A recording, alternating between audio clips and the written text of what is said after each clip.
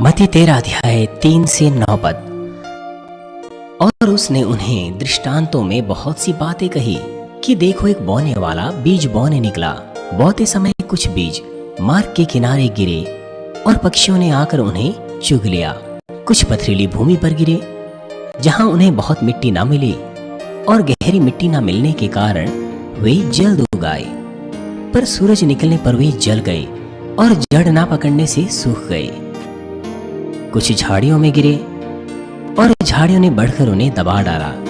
पर कुछ अच्छी भूमि पर गिरे और फल लाए, कोई 100 गुना, कोई 60 गुना, कोई 30 गुना। जिसके कान हो वह सुन ले। यीशु ने मनुष्यों के हृदय को 4 अलग अलग श्रेणियों में श्रेणीबद्ध किया, जिसमें परमेश्वर का वचन बोया जाता है। सबसे पहला जिसके बारे में मैं बात कर रहा हूँ वह है मार्ग के किनारे की भूमि। मार्ग के किनारे की भूमि कठोर हृदय को दर्शाती है। ऐसा हृदय जिसके द्वारा परमेश्वर का वचन ना तो समझ पाते हैं, ना ही वे विश्वास कर पाते हैं। इस प्रकार के लोग केवल चर्च आते हैं और पवित्र आत्मा का अनुभव किए बगैर जीवन जीते हैं। प्रिय जीसीन दर्शकों और मानवीन टीवी दर्शकों, विश्वासी जीवन जीने का उद्देश्य क्या है? वह है आत्मिक विश्वास पाना और उद्धार प्राप्त करना। और कुछ लोग चर्च इसलिए आते हैं कि अपने बिजनेस का नेटवर्क बनाएं या फिर दूसरों के साथ सामूहिक हो। स्वयं सेवा करके कुछ लोग अपनी संतुष्टि के लिए चर्च आते हैं।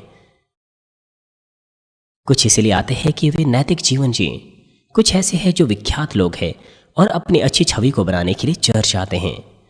इस तरह के मामले में यद्यपि वो बहुत सालों तक परमेश्वर का वचन सुनते हैं, तो अभी किसी प्रकार का विश्वास पाना उनके लिए मुश्किल होता है।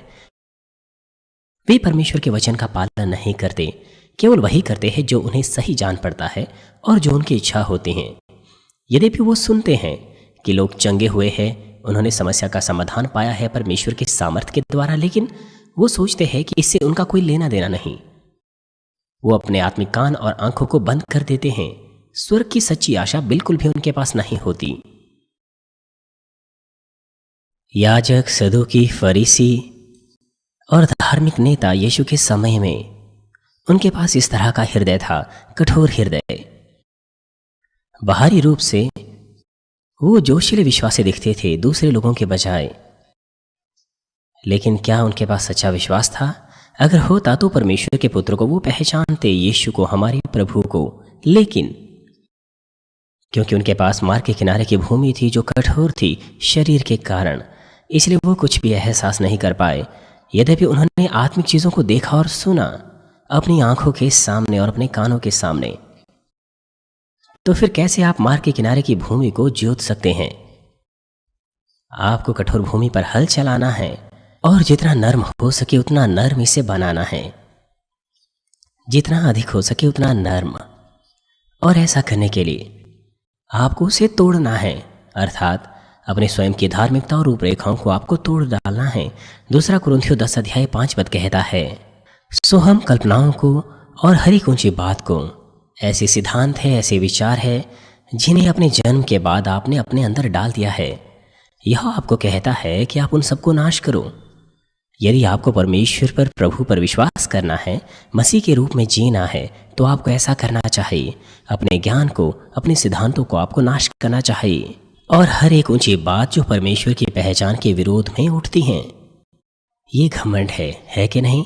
आपको उसे नाश करना है। घमंडी लोग जब वो परमेश्वर का वचन सुनते हैं तो उन्हें लगता है कि वो सही नहीं है। क्या बाइबल का वचन मनुष्यों के ज्ञान और सिद्धांतों के अनुसार हो सकता है? बिल्कुल नहीं।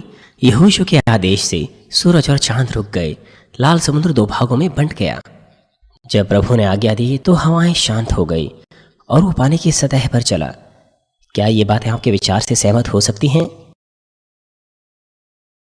यदि आप मरोगे तो जिंदा रहोगे, और अगर आप जिंदा रहोगे तो मरोगे। आपको दूसरों की सेवा करनी है। क्या ये बातें आपके हिसाब से सही हैं? नहीं। परंतु यदि आप यहाँ पर सुसमाचार सुनने के बाद आए हैं, तो आपको सृष्टिकर्ता परमेश्वर पर विश्वास करना चाहिए, यीशु को उद्धारकर्ता के रूप में ग्रहण करना चाहिए और आमीन के साथ वचन ग्रहण करना चाहिए।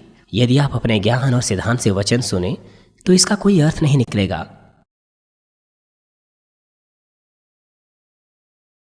लेकिन कुछ लोग तो अभी ऐसे ही जीते हैं। अगर वो नए विश्वासी हो तो मैं उन्हें समझ सकता हूं, लेकिन आपके पति इस कलीसिया में लंबे समय से है और वो भी उनमें से एक है। यदि आप उनमें से एक है तो आप इस बारे में सोचिए। आपने चिन्हों, अद्भुत कामों को, परमेश्वर की सामर्थ्य को, जो असंख्य बार इस कलीसिया में प्रकट हुए हैं, आपने देखे हैं। आप कहते हैं कि मानवीन केवल परमेश्वर के वचन के अनुसार चलता है, परंतु क्यों आपके पास इस प्रकार के विचार है? क्या मैं सही नहीं कह रहा? इन मानवीन के सदस्यों को देखिए। वो डॉक्टर्स है, कॉलेज प्रोफेसर है, विश्वविद्यालय के प्रेसिडेंट है, बहुत से चिकित्सक डॉक्टर्स हैं, बहुत से लॉयर्स हैं, विश्वविद्यालय के डीन्स हैं, बहुत से अध्यापक हैं, पुलिस ऑफिसर्स हैं, जनसेवक हैं। अलग अलग प्रकार के लोग इस कलीसिया में हैं, बहुत अलग अलग प्रकार के लोग। वो बैंक के सीईओज हैं, बहुत से जीनियस कॉलेज के विद्यार्थी हैं। क्या वे सब मूर्ख हैं?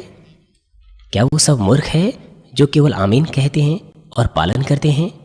क्या उनके विचार गलत है क्योंकि वो आमीन कहते हैं और वचन का पालन करते हैं? नहीं, वो मूर्ख नहीं है।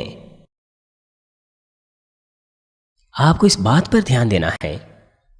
कहीं आप तो नहीं जो मूर्ख है, या फिर वे मूर्ख है। आपको पहचानना है कि कहीं आप तो गलत नहीं, कहीं आप तो मूर्ख नहीं।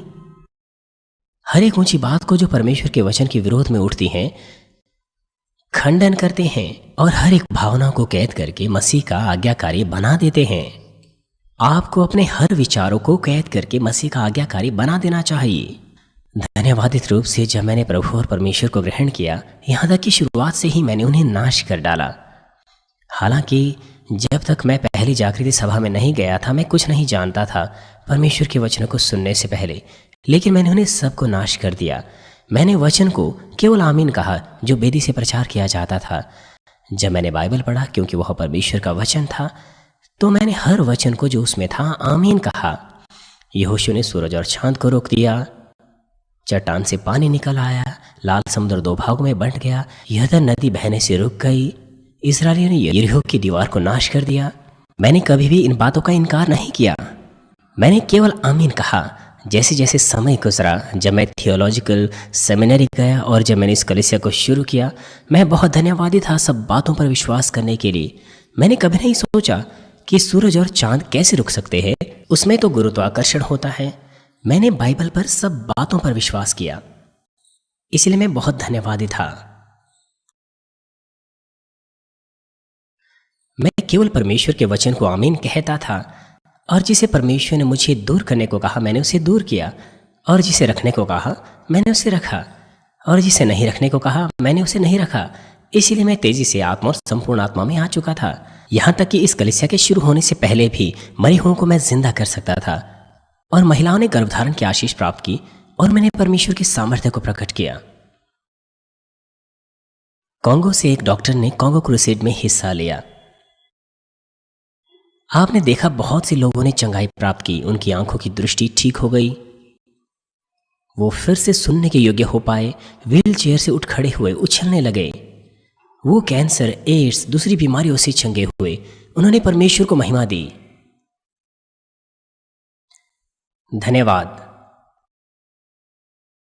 उन्होंने बहुत सा अनुग्रह प्राप्त किया और निर्णय लिया कि वो परमेश्वर का दास बनेंगे। कांगो की राष्ट्रपति की बहन, वो अभी उस क्रूसेड में शामिल थी। बहुत से उच्च अधिकारी उस क्रूसेड में शामिल थे और परमेश्वर का अनुग्रह प्राप्त किया।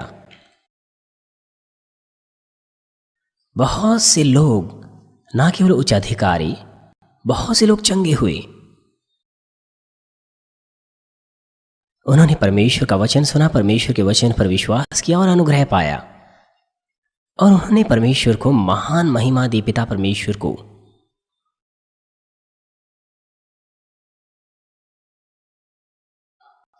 इस संसार में बहुत सा ज्ञान, बहुत सा सिद्धांत है जिससे लोग परमेश्वर के विरुद्ध उठ खड़े होते हैं, और इसका एक अच्छा उदाहरण है डार्विनिज्म। इस तरह के ज्ञान और सिद्धांतों का नाश करने के बाद ही लोग अपने विचारों का द्वार और अपने हृदय को खोल सकते हैं और उन्हें ग्रहण कर सकते हैं। केवल तभी वो परमेश्वर का वचन ग्रहण कर पाते हैं। जिनके पास मार्ग के किनारे की सी भूमि है, उनका ज्ञान और मूल्य प्रणाली बहुत कठोर होती है। उनके लिए थोड़ा भी परमेश्वर के वचन को ग्रहण करना मुश्किल होता है।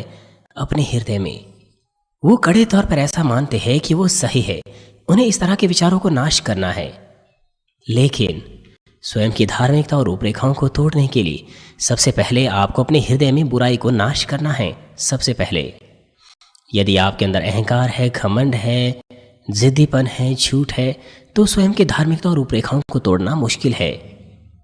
लोगों के हृदय में जो बुराई होती है वो शारीरिक विचारों को उत्तेजित करती है और वचन पर विश्वास करने से बाधित करती हैं। उदाहरण के लिए, जिन्होंने बहुत सा झूठ एकत्र किया होता है, एक बार फिर से, जिनके हृदय में बहुत सा झूठ होता है, वो निरंतर संदेह करते हैं यद्यपि दूसरे लोग उन्हें सत्य बोलते हैं। रोमियो 8 अध्याय 7 पद कहता है, क्योंकि शरीर पर मन लगाना तो परमेश्वर से बैर रखना है। तो फिर आपको क्या करना चाहिए? तेजी से आपको स्वयं की धार्मिकता और रूपरेखाओं को तोड़ देना चाहिए, क्योंकि ना तो परमेश्वर की व्यवस्था के अधीन है और ना हो सकता है।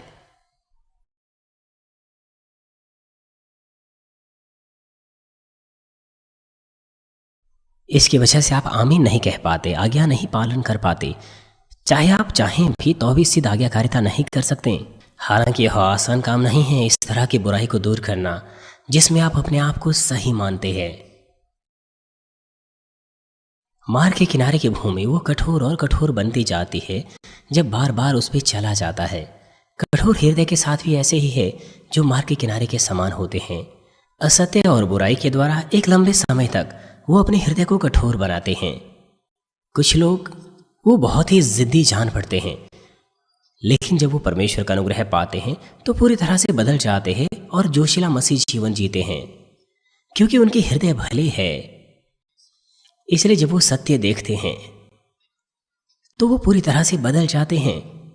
लेकिन वे जिनका कठोर हृदय होता है वो आसानी से नहीं बदलते, चाहे वो कुछ भी क्यों ना देखें, कुछ भी क्यों ना सुने। उन्हें बदलना है, उन्हें बदलना है। ये वो मामला होता है जहां पर उनका बाहरी मन तो कठोर होता है लेकिन अंदरूनी मन नर्म होता है। इसीलिए जब वे सत्य का सामना करते हैं तो गंभीरता से उनका अंदरूनी हृदय टूट जाता है। प्रेरित पौलुस ऐसा ही मामला था। वो परमेश्वर की व्यवस्था अनुसार कड़े रूप से जीता था। इसीलिए उन लोगों को गिरफ्तार करना जो यीशु पर विश्वास करते थे, वो उसे मानता था कि वो उसका काम है। लेकिन जब वो प्रभु से मिला, दामोस के मार्ग पर उसकी आवाज को सुना, तो उसकी स्वयं की धार्मिकता और रूपरेखाएं टूट गई, नाश हो गई पूरी तरह से।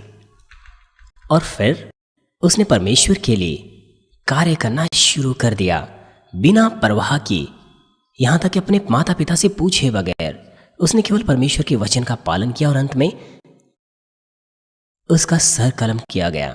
और जो ज्ञान उसके पास था उसने उसे कूड़ा समझा। इस तरह के हृदय वो दीन और नम्र होते हैं अंदर से, इसलिए बाहर की चीजें जो कठोर होती है वो टूट जाती है टुकड़ों में। आपके पास कैसा हृदय है? क्या आपका हृदय ऐसे ही हृदय की तरह है? लेकिन मार्ग के किनारे का हृदय इस तरह के हृदय से अलग होता है। मार्ग के किनारे का हृदय वो ऐसा हृदय होता है जो गहराई तक कठोर होता है।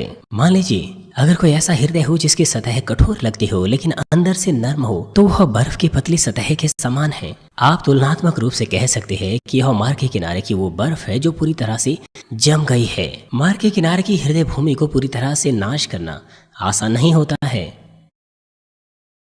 आपको लगातार उसे तोड़ते रहना पड़ता है, लगातार, कि आप उस भूमि को अच्छी भूमि में जोत सकें।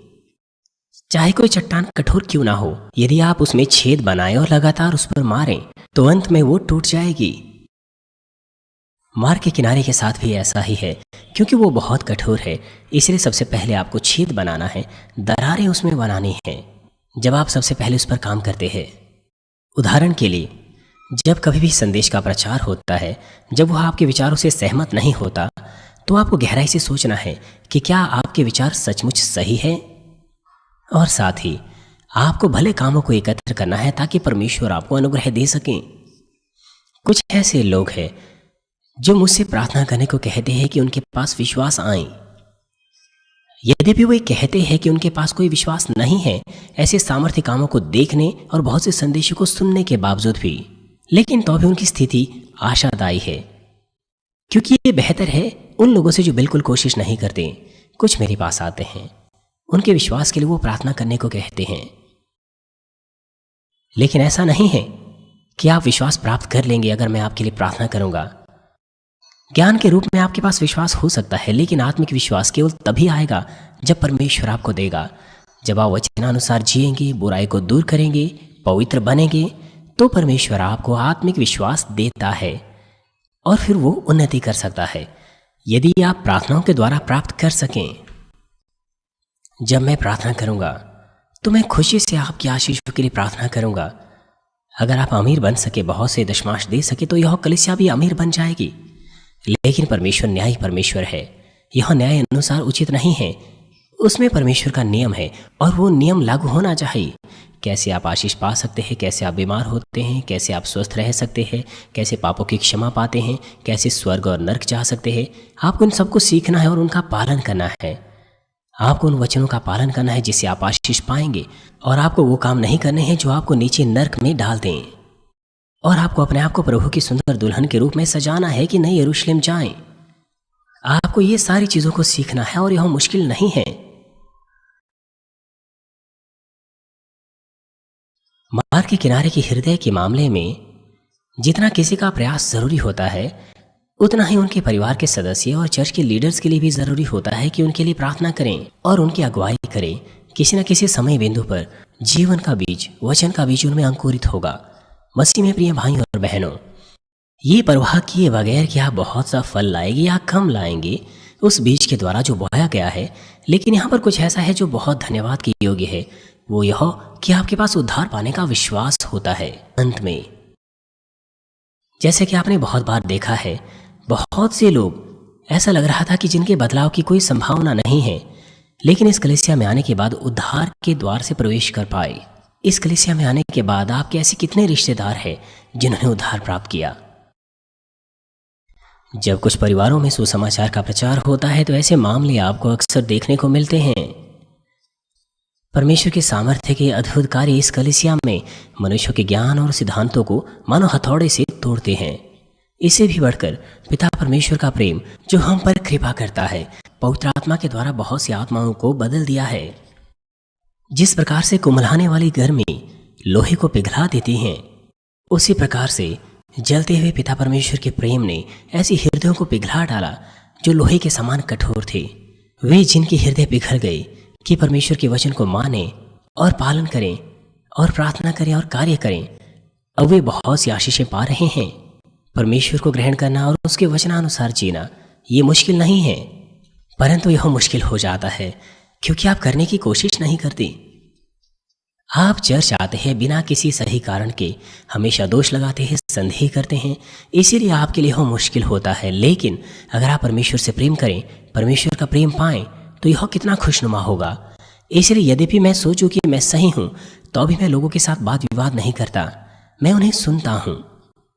आप उनके बारे में सोचिए जो विवाद करते हैं। परमेश्वर कहता है कि लोगों के साथ विवाद मत कीजिए, लेकिन वो क्यों विवाद करते हैं? क्योंकि वो ऐसा मानते हैं कि वो सही है इसीलिए, और दूसरे भी यही सोचते हैं कि वो सही है। तो फिर सही कौन है?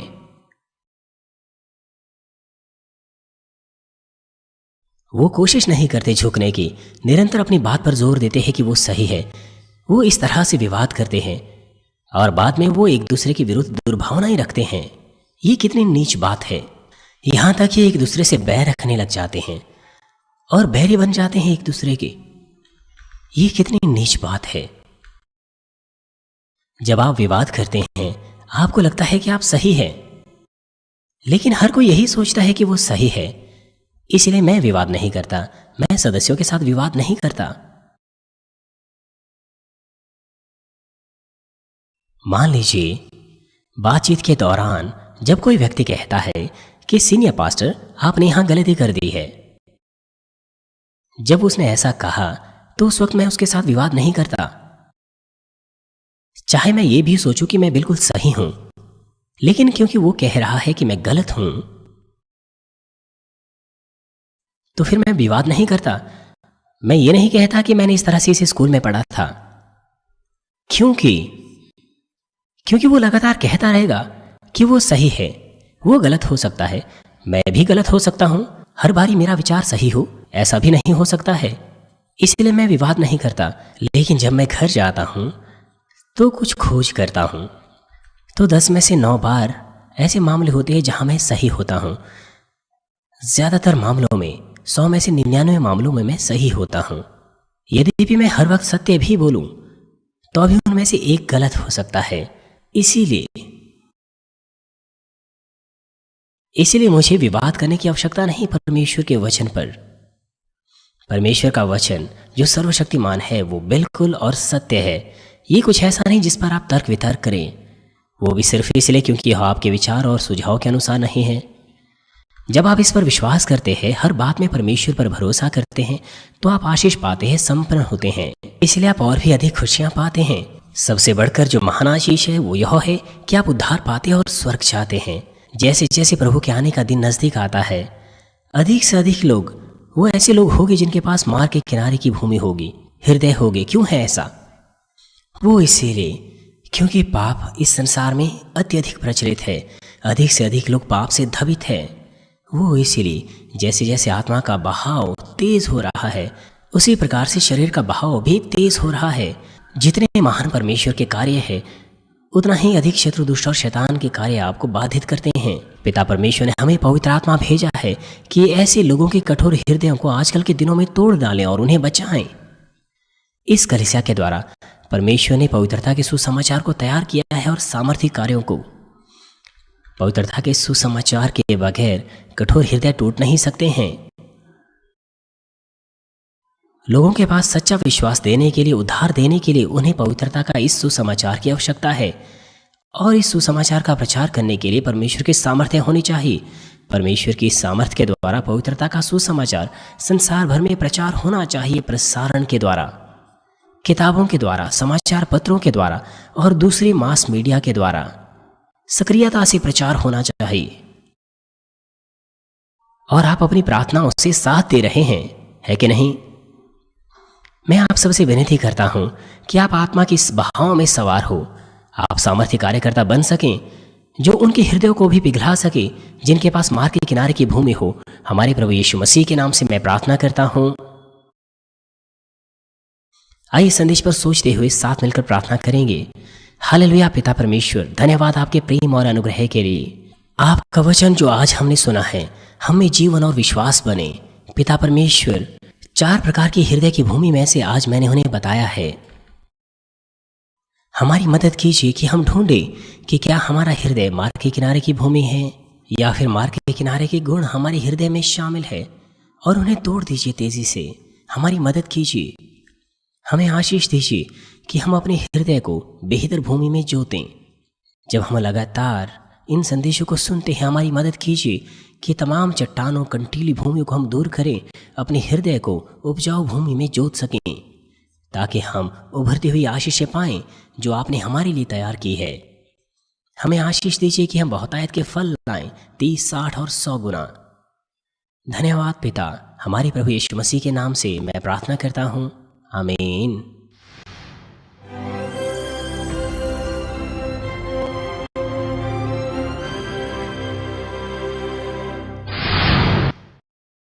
हालेलुया। सर्वशक्तिमान प्रेमी पिता परमेश्वर, कृपया अपना हाथ सभी भाइयों और बहनों पर रखें जो इस वक्त इस प्रार्थना को ग्रहण कर रहे हैं। सभी सदस्यों पर अपना हाथ रखिए, शाखा कलीसियाओं में और स्थानीय कलीसियाओं में, और तमाम GCN टीवी दर्शकों पर और मानवीन टीवी दर्शकों पर, और वे जो इस सभा को सैटेलाइट, केबल और इंटरनेट पर संसार भर में देख रहे हैं। हृदय में उनके विश्वास बोइए, उनके नकारात्मक विचार और शक दूर कीजिए। तमाम क्लेश और आजमाइशें उन्हें छोड़कर चली जाएं। पवित्र आत्मा की आग के द्वारा सिर से लेकर पैर तक उनके तमाम बीमार और प्रभावित अंगों को झुलसा दीजिए। तमाम कोशिकाओं, उत्तक और तंत्रिकाओं को, तमाम अंदरूनी अंग और आंतों समेत सृष्टि की ज्योति उन पर आ जाए। यीशु मसीह के नाम से मैं आज्ञा देता हूँ, शत्रु, दुष्ट और शैतान, तमाम बीमारियां, रोगाणु, विषाणु और निर्बलताएं दूर हो। ज्योति उन पर चमके, उनके सभी असाध्य और अंधकारी रोग पवित्र आत्मा की आग के द्वारा जला दीजिए। तमाम प्रकार की महामारियां और संक्रामक रोग मलेरिया समेत दूर कीजिए। तमाम प्रकार की नई और अज्ञात बीमारियां स्वाइन फ्लू सहित उनसे दूर हो और साफ हो जाएं और चंगे हो जाएं।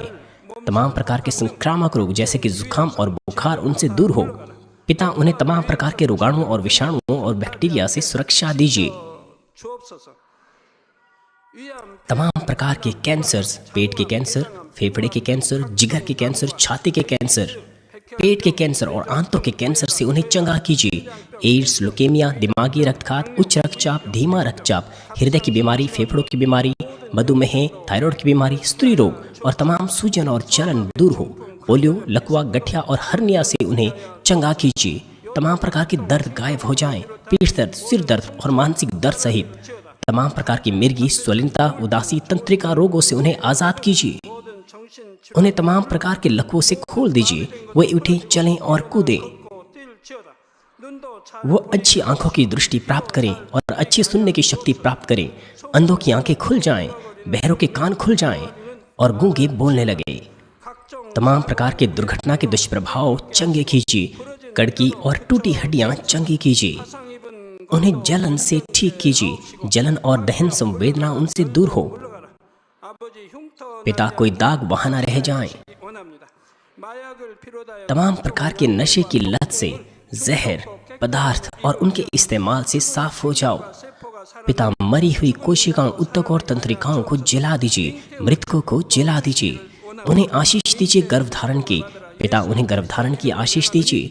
यीशु मसीह के नाम से मैं आज्ञा देता हूँ, शत्रु, दुष्ट और शैतान, हवाओं के सामर्थ्य के शासक, अंधकार की बुराई की सेनाएं और उनके दास दूर हो। बुरी आत्माएं, अशुद्ध आत्माएं, धोखे की आत्माएं, अलग करने वाली आत्माएं, झूठ की आत्माएं और तमाम अंधकार के बल दूर हो। दुष्टता के बंधन खुल जाएं, अंधकार दूर हो, ज्योति आ जाए। पिता परमेश्वर, उन्हें ताकत दीजिए कि वे प्रार्थनाओं में पुकारें। उन्हें सामर्थ्य दीजिए कि वे पापों को दूर करें और पवित्र हो जाएं।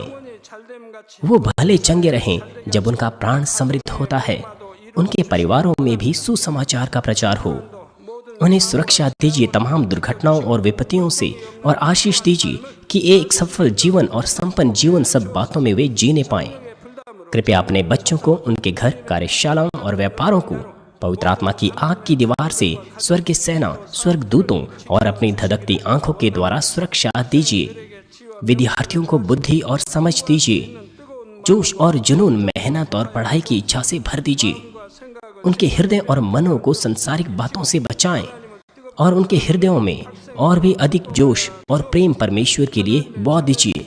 अपने बच्चों को आशीष दीजिए कि वे सब बातों में आपको महिमा दे। जो कुछ भी करें, चाहे वे खाए पिएं या जो कुछ भी करें, वे अंगीकार करने पाएं और जीवित परमेश्वर की गवाही यह कहकर देने पाएं कि मैं परमेश्वर से मिला हूँ, मैंने उससे आशीषें और उत्तर प्राप्त किए हैं। पिता परमेश्वर, आपका धन्यवाद। सारी महिमा केवल आपको मिले। हमारे प्रभु यीशु मसीह के नाम से मैं प्रार्थना करता हूँ, आमीन।